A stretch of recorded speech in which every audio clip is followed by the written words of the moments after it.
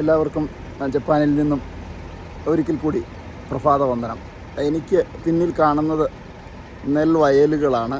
മനോഹരമായിട്ട് കൃഷി ചെയ്തിരിക്കുന്ന നെൽവയൽ. എനിക്ക് തോന്നുന്നു ഇത്തരം പാടങ്ങൾ കാണണമെങ്കിൽ നമ്മൾ പലപ്പോഴും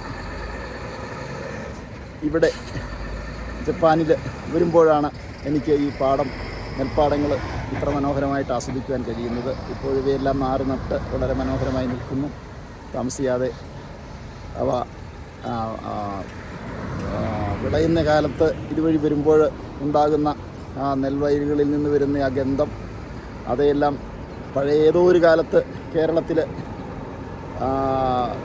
അനുഭവിച്ച ഒരു ഓർമ്മ മാത്രം. ഇപ്പോൾ കേരളത്തിൽ നമുക്കറിയാം പല സ്ഥലങ്ങളിലും നെൽകൃഷികൾ ഇല്ല. നമ്മുടെ കുട്ടനാടിലും ഒക്കെ നെൽകൃഷി കാണണമെങ്കിലുള്ളൂ.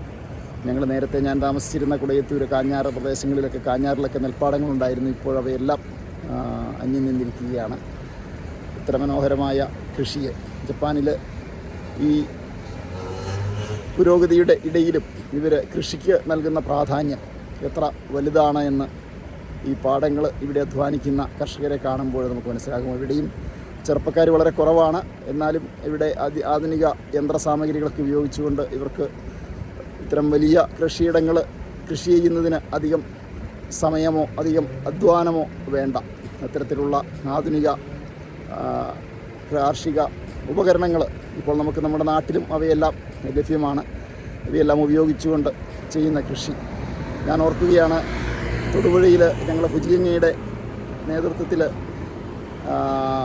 ഒരു ഓർഗാനിക് കൃഷി, അതും നെൽകൃഷി നടത്തിയ സമയം, അത് വളരെ മനസ്സിന് ഈ നെൽപ്പാടങ്ങൾ കാണുമ്പോൾ എപ്പോഴും ഒരു കുളിർമ തരുന്ന ഓർമ്മയാണ്.